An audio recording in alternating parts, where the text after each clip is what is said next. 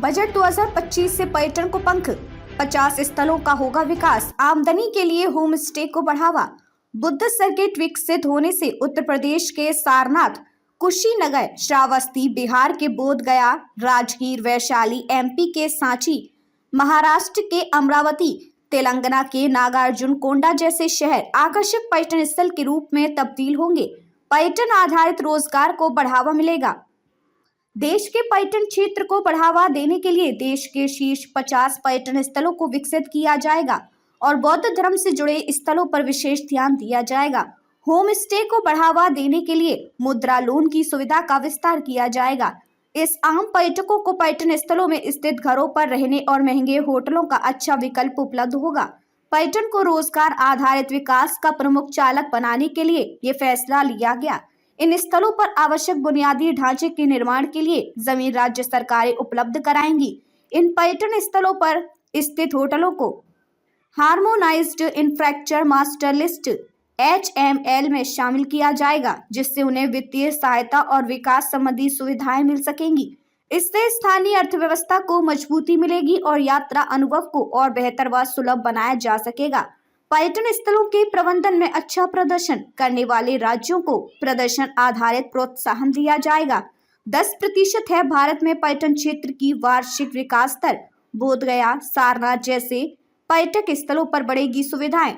Buddha circuit विकसित होने से उत्तर प्रदेश के सारनाथ, कुशीनगर, श्रावस्ती, बिहार के बोध गया, राजगीर, वैशाली, MP के सांची, महाराष्ट्र के अमरावती, तेलंगाना के नागार्जुन कोंडा जैसे शहर आकर्षक पर्यटन स्थल के रूप में तब्दील होंगे।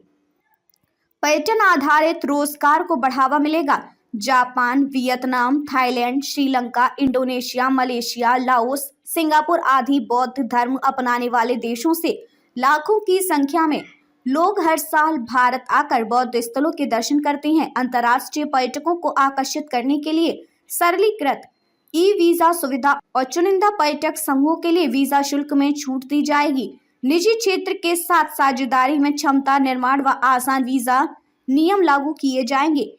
169 देशों के लिए शुरू हो चुकी वीजा सुविधा 20% की वृद्धि हुई है। बौद्ध सर्किट से जुड़े स्थलों पर पर्यटकों में छोटे शहरों की अर्थव्यवस्था होगी मजबूत। बौद्ध सर्किट और अन्य धार्मिक स्थलों के विकास से स्थानीय लोगों को रोजगार मिलेगा।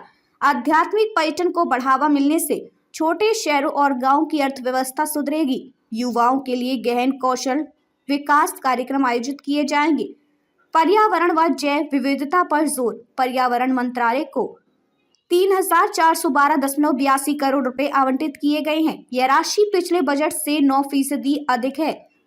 बढ़े हुए बजट का उद्देश्य पारिस्थितिकी तंत्र के संरक्षण, वन्य जीव सुरक्षा और वन आवरण को बढ़ावा देने जैसे प्रयासों को गति देना है।